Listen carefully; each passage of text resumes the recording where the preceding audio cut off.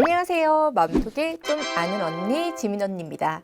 아이를 키울 때 항상 필수품처럼 구비하고 다녀야 하는 것 바로 해열제가 있죠. 아이들은 열이 정말 잘 나요. 그래서 그럴 때마다 부모님들은 아이의 열을 조금이라도 떨어뜨리기 위해서 항상 전전긍긍 하는데요. 바로 이 해열제에도 올바른 사용법이 따로 있다고 합니다. 그래서 오늘은 언니가 해열제의 올바른 사용법 그리고 교차 복용법 주의사항에 대해서 알려드리도록 하겠습니다. 자, 우선 아기 해열제, 언제 해열제를 복용해야 할까요? 열은 대부분 바이러스나 세균을 아기가 이겨내기 위해 몸의 면역 체계가 발동되어 나타나는 정상적인 면역 반응입니다. 하지만 지속적으로 열이 난다면 해열제를 먹여서 열을 떨어뜨려야 되겠죠. 보통 성인의 기준 체온이 36.5도인데요. 아기들은 성인보다 1도 정도 체온이 높기 때문에 보통 38도 정도까지는 해열제를 먹이진 않습니다. 하지만 38도 이상이다. 그렇다면 해열제를 먹여야 되겠죠. 만약 아이에게 39도 이상의 열이 난다면 고열에 해당되기 때문에 바로 병원에 가시는 것이 좋습니다. 다음과 같은 경우라면 바로 병원이나 응급실로 가셔야 하는데요. 첫째, 3개월 이전에 아기가 38도 이상의 열이 나는 경우. 둘째, 3개월 이상 아이가 40도 이상의 고열이 나는 경우. 자, 셋째, 열이 나면서 경련을 하는 경우. 이런 경우는 묻지도 따지지도 말고 바로 병원으로 가보도록 합니다. 자, 그렇다면 이런 경우에 해당하지 않지만 아이에게 계속 열이 난다면 해열제를 먹이셔야 하는데요. 해열제를 먹여도 열이 떨어지지 않는 경우가 있습니다.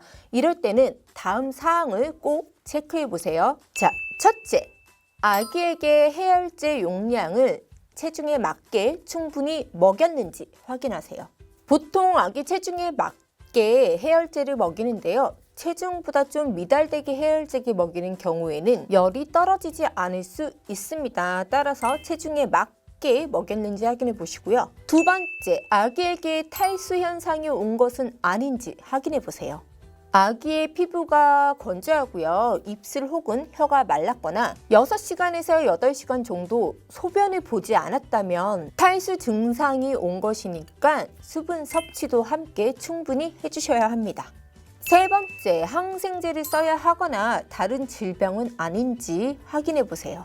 자, 항생제가 필요한 질환의 경우에는 해열제를 먹여도 열이 떨어지지 않을 수 있습니다. 제가 소아요로 감염에 대해서 한번 설명해 드린 적이 있는데요. 이 경우에는 계속 열이 떨어지지 않는다고 했죠. 이럴 때는 병원에 가서 반드시 다른 검사를 받으셔야 하니까요. 잘 살펴보시고 바로 병원으로 가시기 바랍니다. 자, 위의 사항을 체크했음에도 불구하고 해열제를 먹고도 열이 떨어지지 않는다면 이제 교차 복용이 필요한 시기입니다. 자, 어느 한 계열의 해열제를 복용했음에도 열이 내려가지 않는다면 다른 계열 성분을 가진 해열제를 교차로 복용하는 것을 교차 복용이라고 하는데요. 자, 우선 해열제 성분에 대해서 먼저 알아보셔야 되겠죠. 해열제 성분은 크게 세 가지로 나누어집니다. 아세트아미노펜, 이부프로펜, 덱시부프로펜 이렇게 세 가지로 나눠지는데요.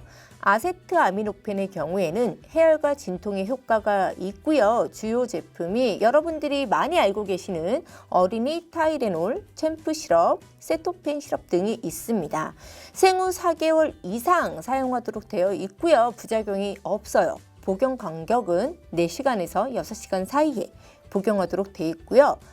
이부프로펜과 덱시부프로펜은 해열, 진통, 소염에 효과가 있습니다. 이 두 가지 계열은요, 생후 6개월 이상 사용이 가능하고요. 위장장애, 구토에 부작용이 있을 수 있습니다. 주요 제품은 보시는 바와 같고요. 복용 간격은 6시간에서 8시간 간격을 두고 복용을 하셔야 합니다. 자, 해열제를 먹이고 가장 최대의 효과가 나타나는 게 바로 2시간 뒤라고 해요. 근데 2시간이 지나도 아이의 열이 떨어지지 않으면 2시간 간격으로 다른 계열 성분의 해열제를 먹이시면 됩니다.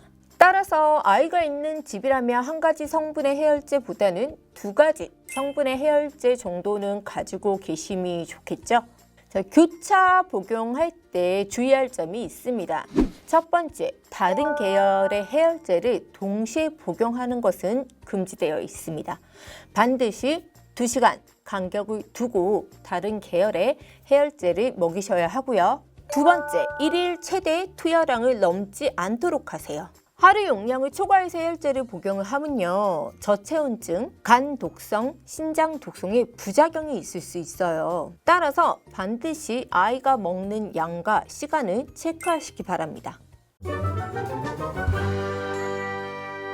자, 고열로 인해서 속이 안 좋거나 컨디션이 좋지 않아서 해열제를 먹였는데 토하는 경우가 있죠. 해열제는 흡수되기까지 약 30분의 시간이 필요하다고 해요. 만약 20분 이내에 아이가 토했다면 해열제를 다시 한번 먹이시는 것이 좋고요. 30분 이상 지나서 토했다면 다시 먹이시지 않으셔도 됩니다. 자, 이 해열제의 보관법과 유통기한도 중요합니다. 자, 해열제는 보통 사용하고 나면은 냉장 보관을 하시거나 1년 이상 두고 사용하는 분들이 계시는데요. 해열제에 표기된 유통기한은 해열제를 오픈하지 않았을 때의 유통기한입니다. 한번 오픈된 해열제는 한 달 이내에 다 사용해야 합니다. 30일이 지나면 버리셔야 하는데요. 생각보다 좀 유통기한이 짧죠. 그리고 냉장 보관을 하게 되면 성분이 엉켜서 침전 현상이 발생할 수 있다고 합니다. 따라서 상온에서 햇빛을 차단한 상태로 보관해 주시는 것이 가장 좋은데요. 그래서 요즘은 일회용으로 간편하게 스틱 포장된 해열제들이 나오고 있죠. 해열제는 이런 일회용 스틱 형태가 훨씬 더 경제적인 것 같아요. 자, 오늘은 해열제 올바른 사용부터 보관법까지 알려드렸습니다. 도움이 되셨나요? 자, 댓글은요, 맘토 유튜브에 있는 커뮤니티 게시판을 이용해 주시고요. 맘토 유튜브 구독하기, 좋아요 잊지 마세요. 다음 시간에 뵙겠습니다.